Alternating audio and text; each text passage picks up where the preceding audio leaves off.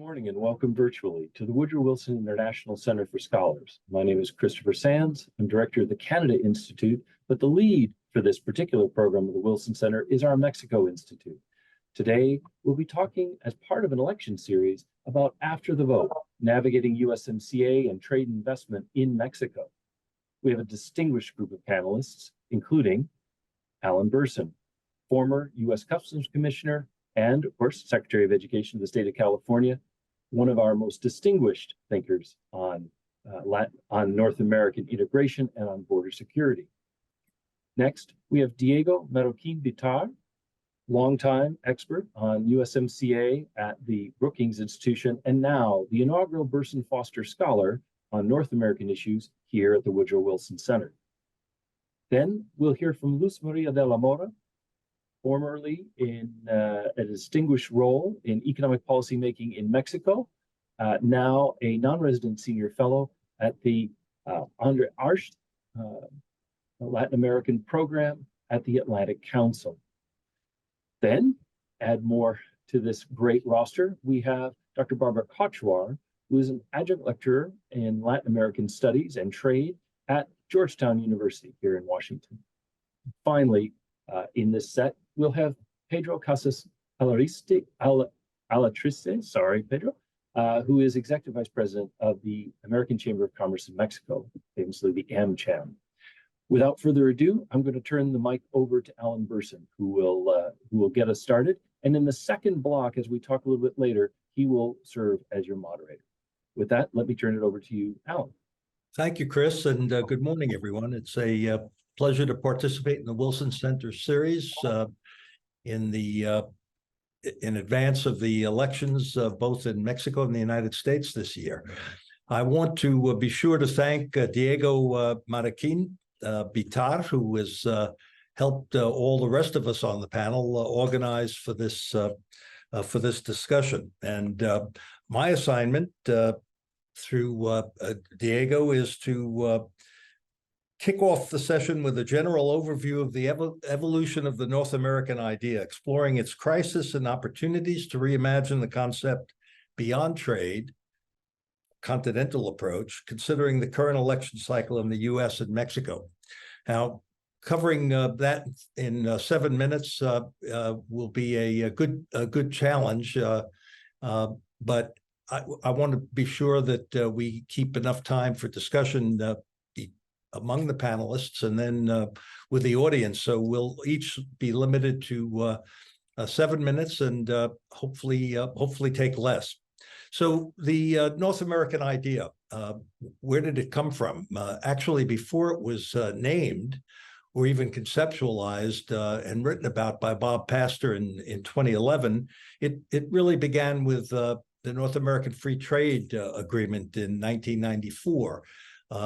Conceived by George H.W. Bush and Carlos Salinas, and then implemented by Bill Clinton on the American side in 1994. People forget that NAFTA was actually a path-breaking event in trade history. It was the largest free trade agreement, and it notably involved two developed economies and a developing economy, an asymmetric trade agreement that really was quite new in the world, on the world scene. 30 years later, Mexico was developed the 12th or 13th largest economy in the world. The U.S., it's become the U.S.'s largest trade partner at more than $800 billion annually, and it's part of a North American economy that involves $1.85 trillion in trade among the three countries. But people forget that it also helped to shape globalism and initiate globalism in the 1990s when it coincided with the admission of China to the World Trade Organization in 1994. But what NAFTA really did was it turbocharged something that had started 30 years before that, the Maquiladora movement in 1965. The assembly that functioned in Mexico that was a foundation for what was then, as I say, turbocharged by NAFTA 30 years later. And it really did galvanize globalism. NAFTA, how did it do that? It operated by creating the largest shared production platform in world history.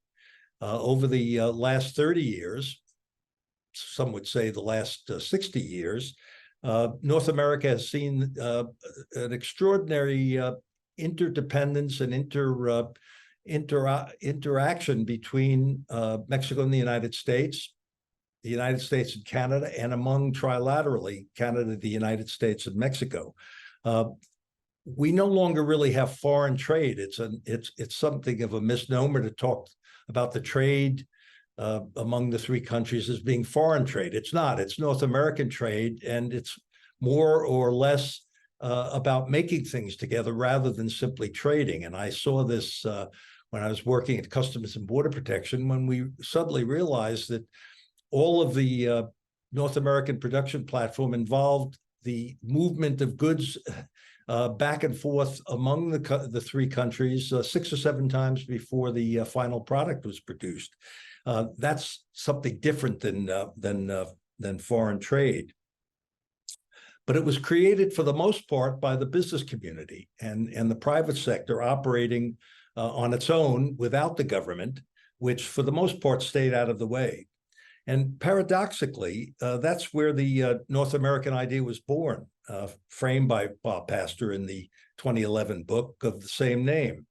Bob was brilliant, but he was also frustrated by the absence of a grander vision for North America, that it was only about the economy. And his criticism was that we were not exploiting the possibilities on the economy, but we were missing the possibilities of all of the other integration that could take place. His dream was for the North America to become the North American Union, modeled on the European Union.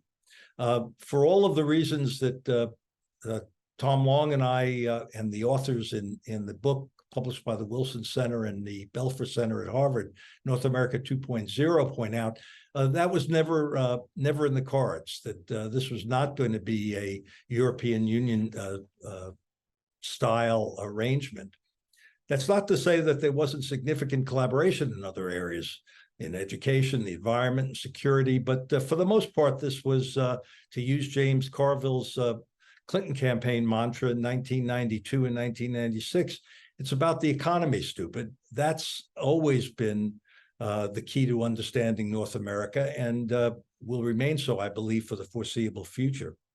That's why even Donald Trump, for all the trashing of Mexico in the 2016 campaign, when push came to shove, he actually could not resist the logic and the power of the North American economy, and he appointed and recruited a sound trade negotiator in Robert Lighthizer to work with his Mexican colleagues like Luz Maria and Canadian colleagues to fashion what is, I think, fair to say, although we'll explore it in this webinar, a reasonably a good trade agreement to follow up on NAFTA.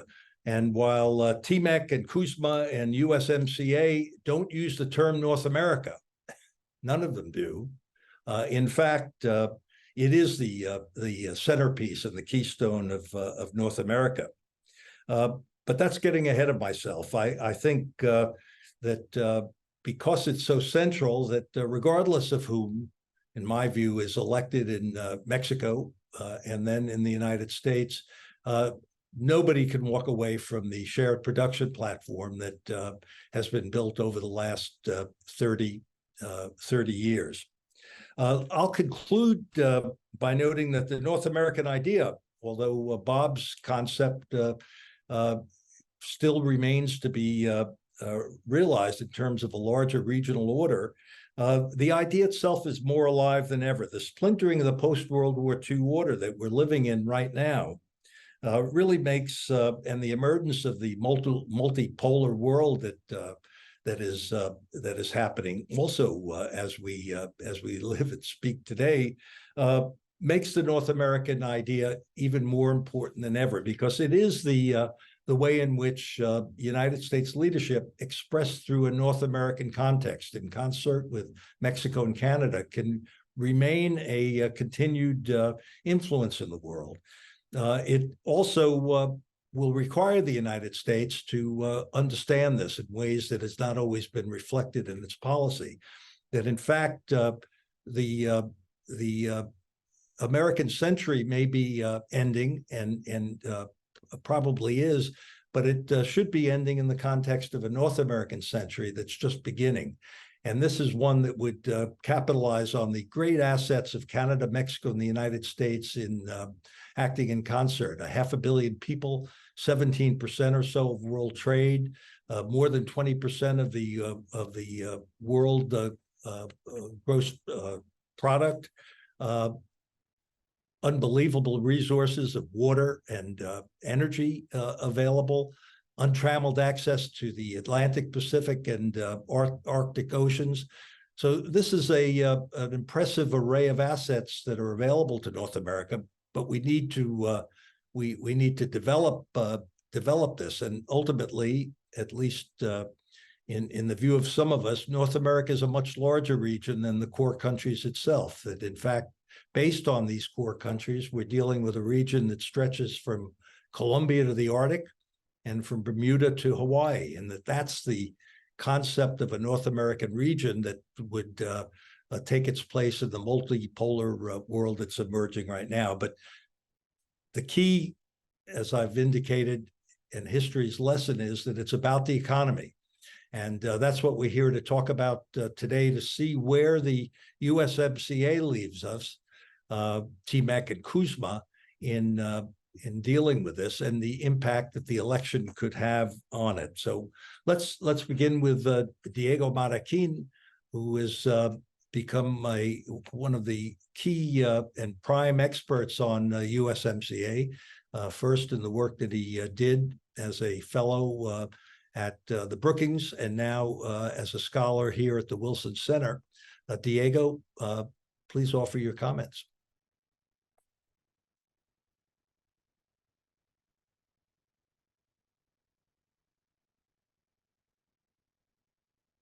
You're muted. Gracias, Pedro. I just wanted to say that we have live translation, so in case anyone here in the audience wants to use it, make sure that you can click on the right, the circle for live interpretation. I'm going to switch to Spanish because I think a big part of our audience today is looking at us from Mexico. I'm going to share a few slides. Bueno, cambio español. Muy buenos días, gracias a todos por conectarse a este panel. Creo que un muy buen puente con lo que acaba de decir Alan es que no se puede entender Norteamérica si no hablamos de la economía, y para eso preparé un par de láminas que nos dejan muy claro la importancia que tiene Norteamérica para México y para su futuro. Me dicen si ven. Creo que hay 4 puntos clave de la relación económica México-Estados Unidos. Fácil se dice. El número 1 es que nuestras economías están profundamente entrelazadas. No hay ninguna otra relación que impacta más vías en Estados Unidos que sus lazos económicos con México y viceversa. Aplica para los dos lados. Número 2, la correcta implementación del TMEC es crucial para que sea revisado de manera exitosa en 2026. Número 3, el Tratado México-Estados Unidos-Canadá no es una bala de plata, no va a resolver todos nuestros problemas, pero para aprovechar todo su potencial, el acuerdo necesita un entorno favorable en términos empresarial, regulatorio, de políticas públicas y de certeza jurídica, además de la participación activa de la sociedad civil, la academia, el sector privado y el gobierno. Y por último, número 4, tenemos una relación muy funcional en el día a día, pero con enormes desafíos que tenemos que enfrentar. Si cualquiera de los 3 países se enfoca en buscar victorias políticas en el corto plazo, lo único que hacen es afectar sus perspectivas a futuro. Ahora, si nos vamos a los números clave, Alan ya dijo un par: comercio, inversión y creación de empleo. Estados Unidos y México comercian más de $1.5 millones cada minuto. Yo más o menos pensaba hablar 6, 7 minutos. Eso quiere decir que en lo que yo termino de hablar, México y Estados Unidos habrán comerciado más de 11 millones de dólares.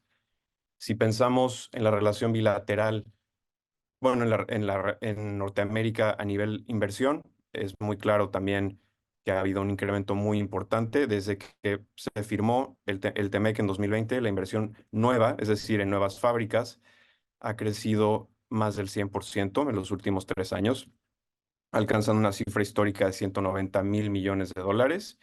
Y en creación de empleos también es muy claro. Hay 17 millones de trabajos en Norteamérica que dependen del comercio regional.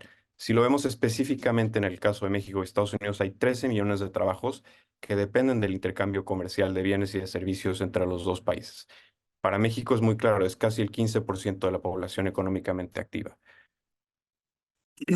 México es el principal socio comercial de Estados Unidos, como la gráfica lo deja muy claro aquí, es sobre todo es más importante que China y más importante que Canadá. Es su principal socio, su principal proveedor de importaciones, su segundo mercado de exportaciones y es el destino top comercial para más de 30 estados de la Unión Americana. Esta gráfica también lo deja muy claro. 83% de todas las exportaciones de México van a Estados Unidos. Del lado de Canadá también es muy claro. Del lado de Estados Unidos es muy claro, México y Canadá son sus principales socios comerciales. Si juntamos a México y a Canadá, Estados Unidos exporta casi 4 veces más a esos dos países que a China, por ejemplo. Y también es muy importante decir que el comercio en la región ha crecido de manera muy importante, es 31% desde el 2019 al 2023. Eso quiere decir que a pesar de la pandemia, el comercio ha crecido más del 30%. Por último, una cosa que tenemos también nueva es que tenemos un nivel de colaboración institucional sin precedentes. Tenemos, por ejemplo, la Cumbre de Líderes de América del Norte, tenemos un diálogo económico de alto nivel con Estados Unidos y, por supuesto, tenemos el TEMEC.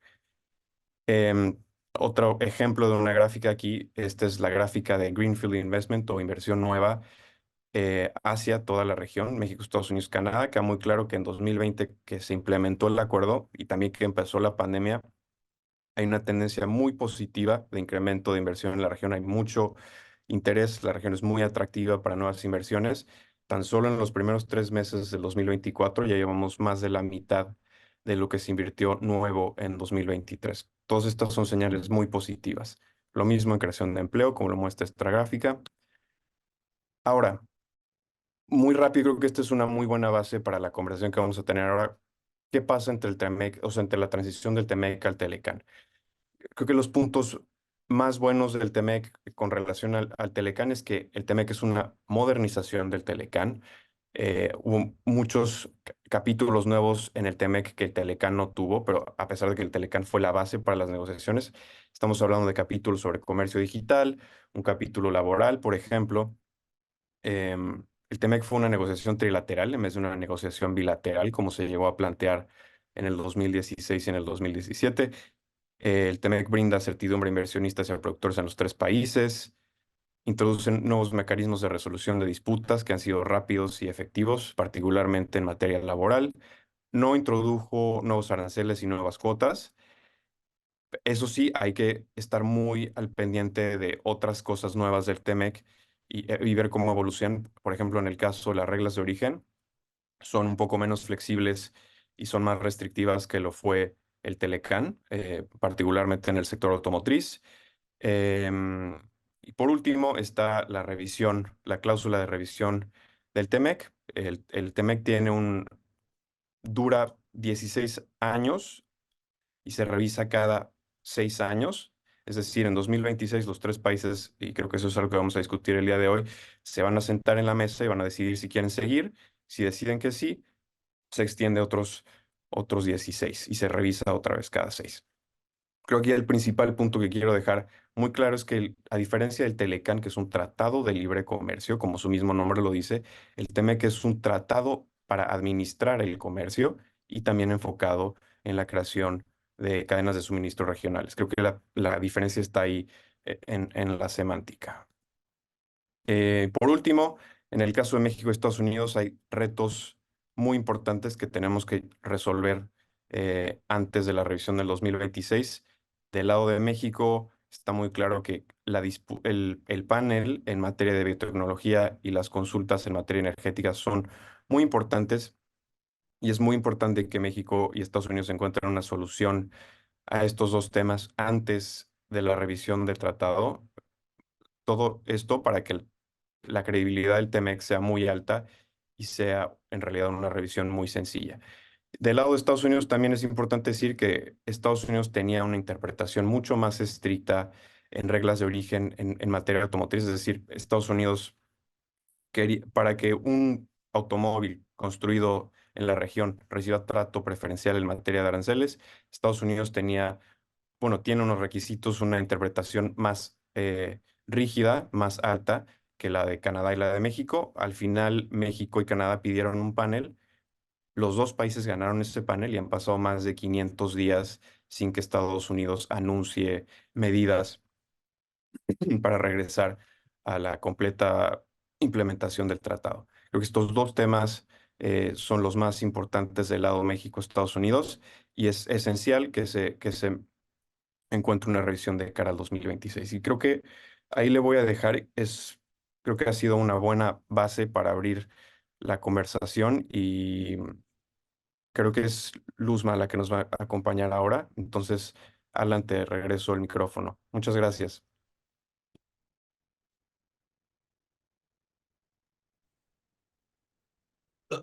Luz Maria de la Mora, it's always good to see you and to be able to listen to you since you were present at the creation of TMEC. And the question that Diego has asked you to address, and it's an important one, is the issues surrounding Chinese investment and the new role of China in the Mexican economy and its potential impact on North American economy, and whether or not it will figure in the Mexican election upcoming. So without further ado, la palabra, por favor.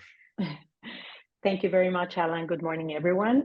It's a great honor and a privilege. Thank you, Diego, for inviting me. And I'm gonna follow Diego's steps. I'm gonna switch to Spanish just because I know that there are more people who speak Spanish in this event. Anyway, bueno, gracias por permitirme ser parte de esta discusión.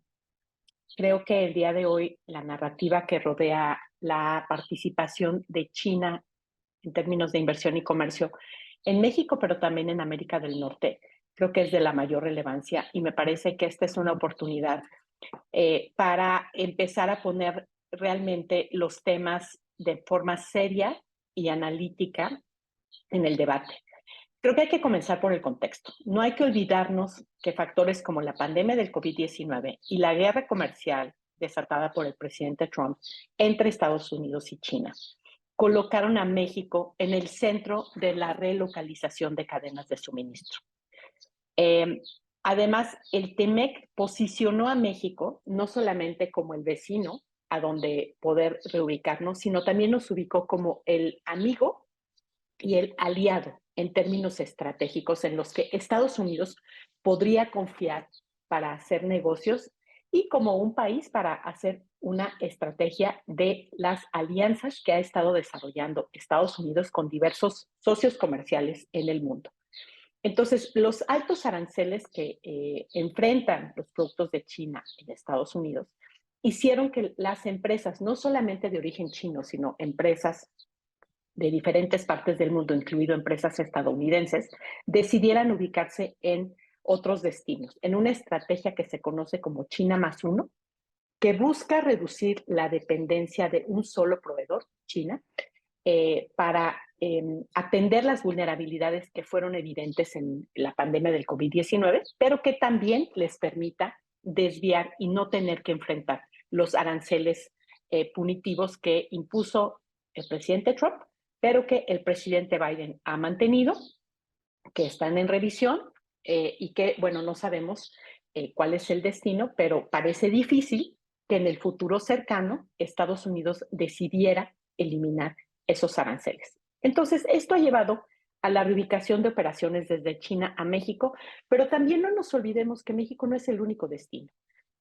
también se han beneficiado de esta estrategia de relocalización, países del sudeste asiático como Vietnam, Malasia, Tailandia, o países como la India, Corea del Sur o Taiwán.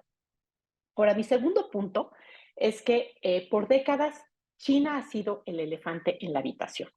China se ha convertido en un actor principal en el comercio global. Hoy es el primer exportador a nivel mundial con más de 3 billones de dólares, o sea, 3 trillion en inglés. Y además, el segundo exportador es Estados Unidos y tiene una diferencia de más de 1 billón de dólares. China exporta más de 3 billones al mundo y Estados Unidos 2. Entonces, China es hoy un actor principal en el comercio internacional. China es la segunda fuente de proveeduría para las importaciones de México, con 130,000 millones, de Estados Unidos, con alrededor de 427,000 millones de dólares, y de Canadá, con 66,000 millones de dólares. Entonces, China está en el centro de la producción en América del Norte. Los 3 países en 2023 importamos alrededor de 625,000 millones de dólares. Ahora, ¿cómo explicar el papel de China en esta producción norteamericana? China ha sido un proveedor clave de insumos, maquinaria, equipos, componentes, semiconductores y también productos de consumo final como teléfonos celulares. Entonces, China alimenta la plataforma manufacturera de exportación de América del Norte y, sin duda, de México. Y creo que sin China, América del Norte no podría estar produciendo todo lo que fabrica. Lo haríamos tal vez a costos mayores. Y si me permiten un comentario, creo que también tendríamos menos empleos en el sector de la manufactura en América del Norte. Veamos algunos números rápidamente. Entre 2016 y 2022, las importaciones que México realizó de China crecieron 70%. Hay un desbalance 1-10 en la relación comercial entre México y China, es decir, México exporta alrededor de 13,000, 15,000 millones de dólares y importamos alrededor de 130,000 millones de dólares. Pero también Estados Unidos compra de China. Las importaciones que Estados Unidos realizó de China entre 2016 y 2022 crecieron 19.6%. Ahora, las importaciones que Estados Unidos hizo de otros países como Vietnam aumentaron mucho más, aumentaron 135%, de Tailandia casi 70% y de Canadá 58%. Entonces, ¿esto qué significa? Que China está diversificándose como proveedor de Estados Unidos al mover sus empresas, no solamente empresas chinas, sino de otros países a otros destinos. En 2023, México se convirtió en el principal socio comercial de Estados Unidos. Como proveedor, somos el segundo, y como exportador, o mercado de exportación, perdón, somos el segundo, y como proveedor somos el primero. Pero también las importaciones de Estados Unidos cayeron de China 22%. Ahora, las importaciones que Estados Unidos hizo desde México en el 2023 crecieron solamente 4.5% con respecto al 2022. Y las importaciones que Estados Unidos hizo de países como Alemania crecieron 9% y las de Países Bajos 11%. Entonces, tampoco podemos decir que México está tomando el lugar de China como único proveedor de Estados Unidos. México es un jugador, pero no es el único, y claramente no ha ocupado la cuota de mercado chino de Estados Unidos. Sé que me queda poco tiempo, me voy a ir muy rápido nada más para terminar mi tercer punto. La inversión china y las exportaciones a México son una consecuencia que no fue esperada de la guerra comercial, que ha aumentado la inversión de China a nivel global. Las empresas se están moviendo de China debido a la guerra comercial y las preocupaciones políticas y militares de Estados Unidos, y México ha tenido muy poco que ver con esas decisiones. Cuando las empresas abandonan China, también reubican a sus proveedores a otro lugar como México. Y aquí vemos, y mi último punto sería las cifras de inversión. Es difícil realmente determinar cuál es el monto exacto de la inversión extranjera directa a China hoy en día. El American Enterprise Institute tiene su tracker de inversiones y ve, por ejemplo, que la inversión de China en México es de 8,000 millones de dólares, que es prácticamente 3 veces lo que reporta la Secretaría de Economía. Pero también hay inversión china en Estados Unidos de 200,000 millones de dólares y en Canadá de 58,000 millones de dólares. Entonces, la inversión china en América del Norte suma 266,000 millones de dólares. En el sector automotriz vemos que hay más empresas de autopartes que vienen a México por el pedido de las ensambladoras. Pero las empresas chinas solamente representan el 3% de las empresas del sector de autopartes y el 1% del total de las inversiones. Por otro lado, los tratados de libre comercio que tiene México con el mundo, que son 14 de los cuales el TEMEC es parte, tienen sus propias reglas, como ya lo decía Diego. Tiene su conjunto de reglas de origen, que lo que prevén es que si un producto cumple con las reglas de origen, puede acceder en condiciones preferenciales al otro mercado y no hay reglas que estén definidas en función de la fuente de la inversión. Entonces, el TEMEC va a ser revisado en el 2026. Coincido con lo que se dijo al inicio en el sentido de que puede ser cualquiera de las dos candidatas que resulte presidenta, va a darle toda la prioridad al TEMEC. Pero creo que el tema de China será central en la discusión.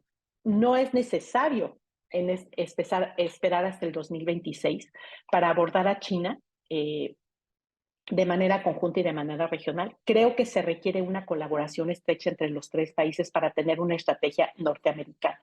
Hay que ser realistas en cuanto a la mitigación de riesgos y a la desvinculación. Incluso la secretaria Yellen ha afirmado que Estados Unidos no puede desvincularse completamente de China.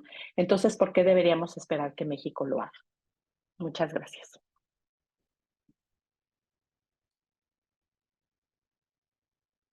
You're muted, Alan. We'll come back to follow up with some questions, but first to Professor Kashwar from Georgetown, who will address the digital trade under the USMCA, TMEC and Kuzma, and which, you know, one of the credits given to the negotiators, including Luz Maria, was that it updated the NAFTA agreement.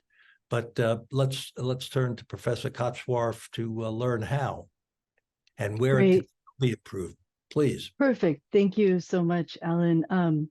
With apologies to the Mexican audience, I'm going to tip a hat to the rest of North America, and I'm going to speak in Canadian, so hopefully the interpreters will be okay with that. I think you'd prefer that to my Spanish accent, although apparently I have an accent in English as well. But thank you so much to the Wilson Center for organizing this very timely event, to Diego for inviting us. I think this is your inaugural panel, so this is a wonderful opportunity. I'm super honored to be there and a little bit intimidated at being situated between Luz Maria de la Mora and Pedro Casas. It's always a little bit intimidating to go after the person who negotiated the agreement, but thank you for giving us so much to think about, both in the agreement and in your comments today. I suspect that there will be a lot to discuss, both in reaction to Luz Maria and Diego's discussion. So I will try to be brief, but I am very happy to speak about this aspect. When Diego asked me to do a bit of a deeper dive into just this one part of the agreement, I'm very happy to do so, because even though, you know, when we hear about USMCA, we tend to hear about issues like autos, rules of origin, and agriculture disputes and labor disputes. But one of the really interesting things about the agreement, you know, it tends to go a little bit unnoticed because the provisions are somewhat technical, but where the agreement really innovates is in the digital space. My Georgetown law colleague, Anupam Chandler, has pointed out that this is the first agreement in which we see a chapter that's called digital trade and not electronic commerce. And that's more than just a semantic difference, right? Electronic commerce tends to invoke goods and digital products that are sold online, and it certainly is that, and that's a very important part of it. But digital trade kind of invokes a broader set of economic activities. And as we continue in the digital age, we'll see more of that, and more of that will need to be covered by trade agreements, whether we're talking about the use of Mercado Libre or Uber services to internet-powered medical, financial, and other services. The USMCA was based on the TPP's electronic commerce chapter, and it's taken a lot of good things from that. It continues the ban on customs duties on digital products. I suspect there will be a lot of discussion on that in the next few years, but it also requires anti-spam laws in each of the countries. It bars countries from requiring the disclosure of source code, as does the TPP. But USMCA goes even further to prevent requiring the disclosure of algorithms expressed in that source code, unless required by a regulatory body for a specific investigation, et cetera, et cetera. Most importantly, for the topics that we're discussing today and for the trends that we're looking at, it prohibits data localization. And here the USMCA goes beyond the TPP as well, prohibiting data localization with respect to financial services as well. Now, all of this is really important for digital trade to work. And as Luz Maria reminded us, the USMCA, the renegotiation of the NAFTA, came about with two very important trends: the pandemic, which enhanced and increased digitization across the world, and certainly in North America, and the issue of the US-China tensions, which were very, very formative. The pandemic really increased the use of digital technology by all, but particularly by small businesses, which are starting to rely much more and more on digital means, on digital platforms, on digital payments. And this has become more important for more people in the three countries. Now, we're also seeing increases in digital protectionism. And why should we care about digital protectionism? Why are we taking so much time out of this important seminar to think about this? Well, Simon Evenet and his team at the Global Trade Alert, in their digital policy alert, keeping trade wonks such as myself up at night by letting us know how many different flavors of protectionism and digital protectionism there are. Now, we also know that restricting data flows, not only restricts digital trade, that's quite obvious, but it has negative effects on a nation's economy. In these networked economies, the cost of protection starts to look like a 3D map rather than a line. Digital protectionism reduces the volume of trade, it lowers productivity, and it increases prices for downstream industries. Nigel Corey at the ITIF has found that a 1-point increase in data restrictiveness cuts that country's gross trade output by 7%, slows productivity by nearly 3%, and hikes downstream prices by about 1.5%. Now, in a world of rising inflation or not quite contained inflation and difficulties of productivity, I don't think any country wants to leave that economic bundle on the table. But the costs are even worse for small businesses and for underrepresented groups. Now, we've seen globally through the pandemic a huge rise in new startups since the start of the pandemic. We've also seen that a much larger proportion of these new entrepreneurs are women. And these new women-led businesses are increasingly taking advantage of digital capacity and digital trade. Now, we know that e-commerce in Mexico started relatively small, but it's been growing, and it's been growing quite a bit since the pandemic. According to the Mexican Online Sales Association, the domestic e-commerce market was about 26 billion in 2022. That's expected to grow to over 160 billion by 2025. There are a lot of indicators that small businesses are using digital channels more. I think what's important here is that as much as digital trade tends to be overwhelmed by kind of more exciting issues in the news, the importance of digital trade tends to be undermined by discussions about high-tech companies, large companies, and we really need to look at the small entities that are relying on digital trade. In a couple of studies, we've seen just a huge increase in both Canada, Mexico, and the United States. I think in Mexico, there was a study by DAI, a development consultancy, that saw that after the pandemic, 71% of micro, small, medium enterprises had female owners, and that over 50% of MSMEs were using digital channels. So I think it really warrants whoever is the next leader of any of these countries, these people warrant some examination. Now, you asked, Diego, what's keeping us from fully capitalizing on these opportunities? I think we can see the opportunity for digital trade for this sector. Obviously, access to technology, access to broadband internet. This is a bigger problem in remote areas. It's a bigger problem among underserved populations. I think any government should be committed to increasing that access.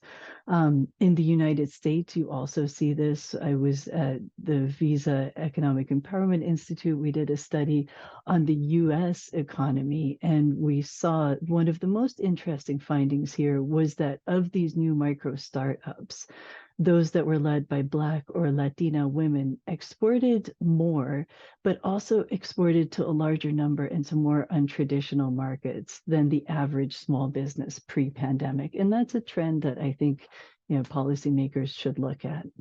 Obviously, digital skills. All countries tend to have some sort of a gender digital divide, especially when you look in the demographics. We don't have time to really do that.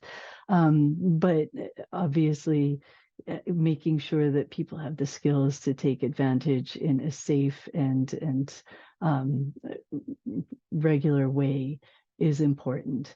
But since we're here to talk about USMCA and there's this review process underway, I think I'll end by just talking about the important responsibility of policymakers to value the digital trade provisions and to really look at all of the different actors that are being affected by this. So again, we've seen some of the countries, in particular the US, move away from advocating for digital trade and for digital trade provisions. I think this is a worrying trend, particularly among policymakers who are trying to create opportunities for these more vulnerable populations. So thank you very much for inviting me, and back to you, Alan. Thank you, Barbara. There's some interesting questions that your discussion raises, and we'll get back to them. But last but not least, Pedro Casas Alatriste, the general manager and vice president of AmCham in Mexico, will tell us his views on where the private sector, which was so central to the development of the North American shared production platform, where will the private sector be with regard to the review? How will the elections in Mexico and or the United States affect that review in his from his perspective? And will the Cuarto de Junto play the same role in the review process that it did in the negotiation process? Without more, Pedro, por favor. Thank you so much, Alan. That's a great set of questions. I will try to address them on a short period of time. Also, I want to extend my gratitude, obviously, to Diego, Chris, Lila, everyone at the Wilson Centers. Thank you so much for this kind invitation. I'll keep up with the Mexican tradition of my fellow panelists, and I'll switch to Spanish. Entonces, veamos, antes de arrancar, quisiera poner, digamos, un paraguas sobre la discusión que es lo más importante sobre todo, ¿no? Alan al principio de su intervención decía que estábamos llegando al fin del Century de América y que estábamos por entrar al Century of North America. Nosotros en American Chamber tratamos de hablar de la era de Norteamérica, donde ni siquiera le ponemos 100 años o una periodicidad al siguiente periodo, digamos, de liderazgo de Norteamérica, sino que le estamos apostando a siglos y siglos de liderazgo económico, social y político de Norteamérica hacia adelante. Para eso, lo que tenemos que hacer es seguir profundizando la integración de la región a muchas más facetas de las que ya hay hoy en día. Entonces, en ese contexto, cuando revisamos o cuando vemos hacia la revisión del 2026, se convierte simplemente en un pequeño paso hacia adelante en esta gran nueva era de Norteamérica. Y más allá, como dice el dicho mexicano, más allá de preocuparnos al respecto, nos tenemos que ocupar. Entonces, ¿cómo vemos nosotros la importancia y la participación del sector privado durante las negociaciones, específicamente en este caso, como dice Alan, en el cuarto de junto? Y creo que hay tres características fundamentales de la participación del sector privado en un proceso como este. Uno es el acceso a información por parte de los servidores públicos y los negociadores. El segundo punto es la posibilidad de expandir los canales de comunicación y la manera en la que se pueden llegar a presentar diferentes argumentos con las diferentes partes que conforman este continente. Y el tercero es, digamos, el arropamiento del país, digamos, de México en su conjunto hacia una posición de negociación. Entonces, expando un poco en cada uno. El acceso a la información es clave. Los negociadores, que oficialmente son de estado a estado, los servidores públicos, pues tienen cierta información en los datos, pero en realidad los usuarios del TEMEC son las empresas y el sector privado. Son las empresas las que tienen esa sensitividad sobre qué es lo que está sucediendo realmente en los mercados, cuáles son las necesidades, qué es lo que está afectando, qué es lo que está funcionando y qué no. Para eso, para que nuestros negociadores puedan tener esa visión, necesitan tener una comunicación constante con el sector privado. Tiene que haber esos canales de consulta permanentes para que entonces los negociadores oficiales tengan toda esa información y poder llegar a avanzar en el acuerdo, en la revisión o en la ratificación, en el mejor caso, de manera óptima. Segundo, que son los canales de comunicación. Muchas veces los canales oficiales tienen ciertas limitantes y es obvio. Es importante que el sector privado sea capaz de abrir y de arropar y de transmitir ciertos mensajes a otros agentes para poder contener un eventual suceso o poder avanzar en la negociación de la mejor manera posible. Hay muchas veces durante la renegociación en su momento, hace algunos años, que el sector público pedía al sector privado que ayudara a transmitir ciertos mensajes con sus contrapartes para poder reforzar la postura del país. Y con eso abordo el tercer punto, que es este tema de fortalecer la posición del país durante la negociación. Muchas veces se veía una fortaleza de México cuando en su momento los renegociadores, liderados en ese momento por Ildefonso Guajardo, Juan Carlos Baker, Ken Smith, todo el equipo de Secretaría de Economía, llegaba a Washington con el siguiente avión o a veces en el mismo avión que el Consejo Coordinador Empresarial, el Consejo Nacional Agropecuario, los banqueros, etcétera. Llegaba todo un frente común y que eso mandaba buenos mensajes para la negociación. Entonces, en todo esto lo puse obviamente en términos de negociación y de un tratado, y que sí quiero ser bien claro, el objetivo, y por eso empecé con eso, el objetivo central para 2026, sin duda, nunca debería ser hablar de una renegociación, a lo mucho una revisión, pero lo que nosotros como sector privado queremos es una ratificación, continuar con el tratado y como bien decía Diego al principio de su presentación, para llegar a eso tenemos que trabajar en una correcta implementación del tratado. Y para la implementación del tratado como dije yo al principio de mi intervención, nosotros, el sector privado, somos los usuarios del tratado, nos tenemos que asegurar de estar cumpliendo con las reglas, al igual que el sector público, el gobierno mexicano, el gobierno americano y el gobierno canadiense tienen que asegurarse de estar cumpliendo con las reglas para que lleguemos al 2026 en un escenario óptimo. Y la segunda parte de la pregunta que me hacía Alan era cómo estamos viendo el tema de las elecciones y cómo pudiera impactar esto al tratado. Por la parte mexicana, nosotros vemos una genuina alineación entre las dos candidatas y el candidato hacia el TEMEC. No hay una postura significativamente distinta sobre qué se tiene que mover hacia futuro en términos del TEMEC, es decir, tenemos que seguir el tratado. Es muy claro que el fortalecimiento de América del Norte es beneficioso para México, como ya lo decía Diego, Bárbara, Luzma.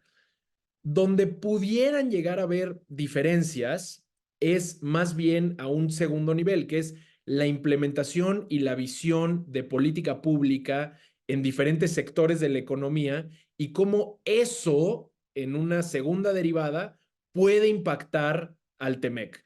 Entonces, donde realmente se pueden empezar a ver las diferencias, como dije, no es en la visión de Norteamérica, sino en cómo pudieran aterrizar la política energética, la política de inversión extranjera, los incentivos fiscales, el respeto al Estado de Derecho, por ejemplo, en materia de propiedad intelectual, entre muchas otras cosas. Y con esto acabo, hablando de Estados Unidos. Si bien yo estoy en México, lo que vemos en Estados Unidos puede ser un poco más de incertidumbre, entendiendo que la visión de un gobierno republicano liderado por Donald Trump, la experiencia de hace unos años nos apunta hacia un poco más de incertidumbre. Recordar que durante la administración de Trump, los mecanismos institucionales que también mencionaba Diego, el High Level Economic Dialogue, el North America's Leaders Summit, el High Level Security Dialogue, todos esos mecanismos dejaron de sesionar durante 4 años. Y en la administración de Biden se ha visto un manejo mucho más institucional de la relación. Entonces, en ese sentido, vemos una diferencia entre un escenario un poco más incierto y un escenario que respete un poco más el statu quo. Y sobre eso, y con esto concluyo, nosotros como sector privado tenemos que reforzar esos canales que mencionaba anteriormente, abrir las puertas que sean necesarias, construir los puentes necesarios para fortalecer y arropar la relación hacia el muy largo plazo. Nosotros en la American Chamber of Commerce vamos a estar en Washington, viajamos en unos días el domingo para tener una gira de 3 días donde estemos trabajando con gobierno federal, con el poder legislativo, con think tanks y seguir robusteciendo esta relación que depende de todos, no solo de los gobiernos, sino también de sociedad civil, como aquí estamos viendo con los think tanks. Excelente panel lo que estamos haciendo hoy en día y seguir así construyendo hacia adelante. Gracias. Mil gracias, Pedro, por su comentario. I think, Diego, I'll defer to you. It's 11 a.m. We did start a little later, so we could have a little discussion within the panel on some of the issues that have been raised, or we can go to the audience questions if there are any. But let me, while you're sorting that out with Virginia, let me just ask whether Barbara and Luzma agree with Pedro that from the on the Mexican side, the outcome of the election is not likely to affect the forward movement of the North American economy from Mexico's perspective. And in fact, if there's any question, it's whether or not Donald Trump, if elected, would materially depart from the direction that he set during his first administration. So let me go first to Luz Maria and then Barbara to see whether or not, and then Diego to see whether you agree with Pedro's assessment. Thank you, Alan. Yes, I certainly agree with Diego's assessment in the sense that USMCA is very important for Mexico. Mexico's economy is highly dependent on the export sector, on foreign direct investment, and our manufacturing sector, which represents around 20% of our GDP, is directly linked to North American production. So I think that overall there is a clear vision with respect to the importance of North American integration and USMCA. Having said that, I think that there are nuances, very important nuances in areas like, for example, the energy sector, compliance with regulatory aspects of USMCA, independent regulators, among many others. So I think that there has been, we have all given ourselves a pass in terms of compliance. And I think that it is time for somebody in the room to be the adult and say, hey, if we gave ourselves this set of rules, it is in our own interest to comply with them, because that is the way to offer certainty and predictability to investors in North America and investors coming from other parts of the world to North America, because we are an attractive region and we want to continue to be attractive. So Mexico could do its share by not only complying, but also by making sure that US and Canada also comply with its obligations in USMCA. We need to take it very seriously. For Mexico, more than for the US and Canada, it is extremely important that the next administration takes this agreement very seriously and make sure that it delivers to Mexico and that Mexico does what it needs to do. Thank you. Thank you. Luz Maria, we'll come back on actually the point as to the differences you might see between AMLO and Claudia Sheinbaum with regard to that. But Barbara, what's your take on the impact of both of the elections on the North American economy going forward? Yeah, well, I think the North American integration effort is so important to all of the countries involved. I mean, it's so intertwined, and I think it's difficult to find a sector that is not affected by NAFTA or the USMCA. So unraveling that would cause pain in different parts of, you know, all of the countries that probably is not intended by any of the candidates. Now, the review mechanism in the USMCA is a very novel element. We haven't seen that in other trade agreements, and it'll be interesting to see how this works out. I think in all of the countries, you see the business community quite worried about the loss of the certainty and the predictability that is offered by the agreement. And so I relish Luz Maria's wanting there to be an adult in the room that focuses on compliance and on carrying out the agreement rather than on, say, litigating ongoing disputes or trying to change the agreement so early in the process. So, you know, I hope that this is a call to action that is heard by folks at the political and the technical level. Diego, what's your take on the impact of the election? Well, I really like what Pedro said a few minutes ago. I think North America and the North American era or the North American century goes beyond politics and short election cycles.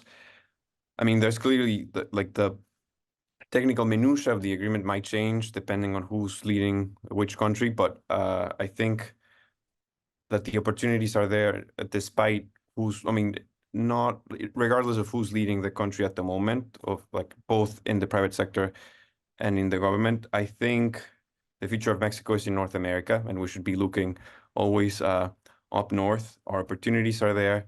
If we looked at it from the three countries' perspective, I think that there's I want to emphasize one thing that I said before, but credibility and commitment. I think Luz Maria was very right so in saying that it takes two to tango. In the case of North America, it takes three. The three countries need to show commitment to the agreement. There's no way that we can have a successful review of the agreement in 2026 if any country decides to condition this review to a panel decision, for example. And lastly, there's the issue about credibility that I mentioned before. In order to have a successful review and in order to have to further this integration process that we've been observing for the past 30 years or so, we need to have a credible agreement, a legitimate agreement. And that means that and that's something that we didn't do during the NAFTA era, is that we have to talk about how USMCA, in this case, how USMCA is helping the economy, not just manufacturing in Mexico, but small producers, small firms, as Barbara was saying, pequeñas y medianas empresas, for example, in Mexico, all those groups that are underrepresented in USMCA and that haven't been able to take fully advantage of the agreement as like other sectors of the economy have. And I think part of the challenge before 2026 is to come up with this public diplomacy effort to show how this trade agreement and how integration in general is having a positive impact in everyone's lives here in North America. Diego, do we have any questions from the audience? Yes, we have one from Norma.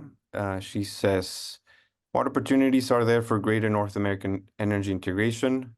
The energy transitions requires critical minerals, processing, and battery and EV. So that's her question.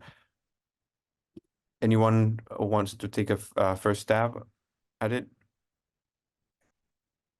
I'll be happy to comment as well. Please do, Diego, and then we'll pick up other comments. Okay, thank you. So yeah, energy integration, another important phenomenon that we've been observing, that in the same way as we become closer and more integrated on the commercial level, the region has also seen an interesting phenomenon in the case of energy. We transitioned from being energy dependent from other markets outside of the continent and outside of the region to being now energy independent. That means that the US, Mexico, and Canada together have enough energy to sustain themselves, to produce, to export, and that's something that we hadn't seen before. But this is something that we have to keep working on it every day, because each day that goes by, we need more energy. In the case of Mexico, it's very clear. If we want to continue integrating to the North American supply chain, we have to invest more in renewable energies, in cleaner energies, because the only way that Mexico can join the North American supply chain is through competitive energy prices. The thing that I would like to see on that front specifically is more investment in renewables. I think the private sector has a really important role to play there in partnership with the government. And I think that in the case of critical minerals and investments in batteries and EVs, it is it is critical to get the private sector involved. This is not something that any government, US, Mexican, Canadian government can do on its own. And I think that's a big opportunity there and that we have to work on. Anyone else have a comment on that question from the audience? Being just extremely brief, what we need to do in order to move forward to a shared agenda in terms of energy and integration is to actually have one. So we need to be talking about a regional shared vision and a shared agenda and having clear objectives as a region. So if the US is aiming for an energy transition for 2030 and Mexico is just staying back in terms of investment for new and clean energy, critical mineral treatment and extraction, and so on and so forth, we'll just distance apart. So, and I guess that will be kind of the axis of most of my interventions now until we finish this panel, which is shared vision, shared agendas, shared way towards the future. So, Pedro, very quickly, certainly what I'm hearing from on the U.S. side is that people are hoping that Claudia Sheinbaum will take a different approach to the energy issues, including those that you mentioned. Is that realistic on their part? So that's what we've heard from her and her team in private meetings and even public ones. If that is something that I could kind of see of her drifting away from AMLO's policy, is that in particular energy, water, which is also very important. Now, from what we hear to what will happen, I don't know. We'll have to wait and see. A ver, right. So Luz Maria, you talked about adults in the room and enforcing the agreement. You know, one thing that has struck me as we've all been interested in watching the nearshoring, the friendshoring, but the movement to Mexico of many Chinese supply chains. The question is whether or not we have enough visibility on the supply chains with regard to those Chinese firms to actually know whether or not they are in compliance with the forced labor requirements that people tend to forget originated with the USMCA in 2020. What's your take on the extent to which Chinese forced labor will be a problem going forward in the Chinese investment in Mexico? Well, thank you, Alan. This is a very good question. And I think that we need to remember that we have a set of rules that we gave ourselves. And as Barbara said, we have new chapters like digital economy, but we also have chapters on labor. We have chapters on environment, competitiveness, best regulatory practices, and new rules of origin. So the point here is that we do not have rules that target any specific source of investment. And we don't have rules of origin, for example, to say that certain product cannot be exported to another country under preferential conditions because of the origin of the investment. The rules have to do with the way goods are produced or services are provided in the region. And in the case of Mexico, what we are expecting is, and I think that this is something that we share with the US and with Canada, is that we have level playing field and that our industry in Mexico is not being undermined or is not being affected by dumped products from the rest of the world. So having said that, I think that the rules that have to do with forced labor, the rules that have to do with Chapter 23 with respect to freedom of association and collective bargaining, environment, all that, are rules that are to be applied to any company that is established in the region, including Mexico. Today, what we're seeing is an oversight or a deeper control of where the products are coming from and how they are being produced. We're in an era in which we're looking at production process methods, which is kind of new because we really don't have many rules on that. We do have a provision on forced labor in Chapter 23. Mexico already has a regulation that allows the Ministry of Labor as well as the Customs Office to be able to stop goods that are coming from countries that produce goods under forced labor conditions, slave labor, child labor, whatever. It has to be triggered by somebody. It's not something that the government does just because it has some information. It has to be, there has to be an investigation. But I do think that the rules are there and the possibilities are there. I just think that we need to be very careful and not allow these issues to be politicized. And what we have seen, for example, in the US is that in Congress, some productive sectors, some people are targeting Mexico as if Mexico was the only country in the region that has some relations with China. And I think that we need to take one step backwards and just look at how China is participating in the North American production sharing scheme. And if we need to define new rules for China and Chinese investment, and Chinese products in the region. I think that it has to be a North American strategy with a long-term perspective and with instruments that the three of us can use. Maybe this goes beyond WTO, maybe this goes beyond USMCA. I don't know. This is a new reality, but I think that we need to make sure that Mexico is not pinpointed as the one to be blamed for China's participation in the region. Thank you. Thank you. Diego, if we don't have any further questions, and we do have a few minutes since we started a few minutes late, we could probably end a few minutes beyond the scheduled point. But if there are no questions, I have one question for Barbara, and then I'd like to turn to you for a wrap-up comment. Yes. So, Barbara, in your presentation, you noted that many women entrepreneurs and people of color started businesses during the pandemic, and that this was a favorable development, as was the expansion, at least in some people's minds, of the digital digital trade world.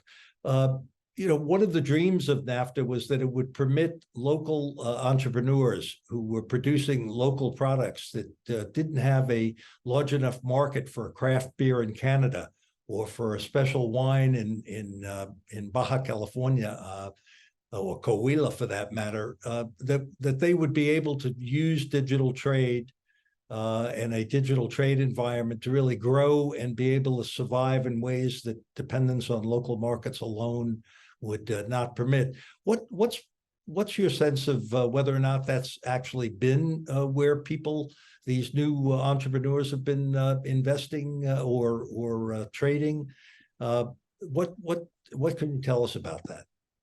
So that's a great question, and I think that when Diego asked this question, he prefaced it with there hasn't been enough research done on this yet, and I think that that's absolutely right. I mean, what we're looking at in this new surge of startups, and it's not always a happy story, right? A lot of these people turned to starting their businesses on the internet because they lost their jobs or they had to stay home and take care of dependents. So it's not, and in some cases they saw opportunities and used digital tools to capitalize on those opportunities. And I think for whatever the motivation, it's important to make sure that they are able to come about with the result that you mentioned, Alan, that they can scale up their businesses and really, make a living doing this. I think we need to devote more resources to looking at this, to seeing what's happening, to looking at even though there's a lot more access to digital tools, right, there are other regulations and there are other barriers that still come about and that can still be frustrating when you're trying to, sell wine from Baja California or, from Canada to other niche markets. And these issues tend to be less sexy than some of the bigger issues that we're talking about. But I hope that the review process does also help us take into account and maybe move forward on some of the trade facilitation and investment facilitation. I mean, NAFTA would be a great place to implement the WTO's investment facilitation, not really provisions, but goals.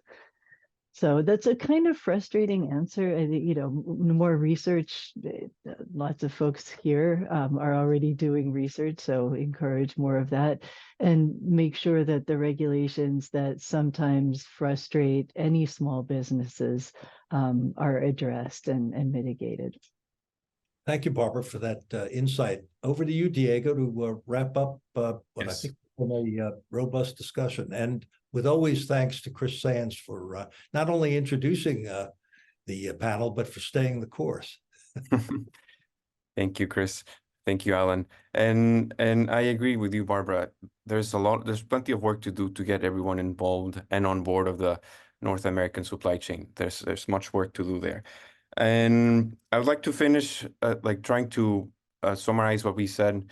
I think the three countries strategically sourced from China. This is not something exclusive to Mexico. And China shouldn't be our biggest challenge because we need China to build some of the things that we do here in North America, but China should be our biggest unifier.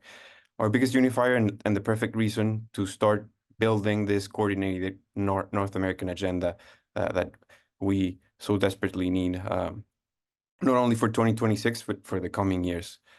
And I think we are just run out of time. I want to say thank you, Alan, for your moderation. It was incredible. Luz Maria, Barbara, Pedro, was really good to have you here. As Alan said, we had a very robust conversation. Chris, thank you again for being here. And I want to say again, thank you to Lila. She is not going to be able to, she wasn't able to join us today. But she spearheaded this incredible series of webinars. And also thank you to Virginia here. She did a terrific job in helping us have this conversation. And we're going to have plenty more of these, so please stay tuned. Muchas gracias.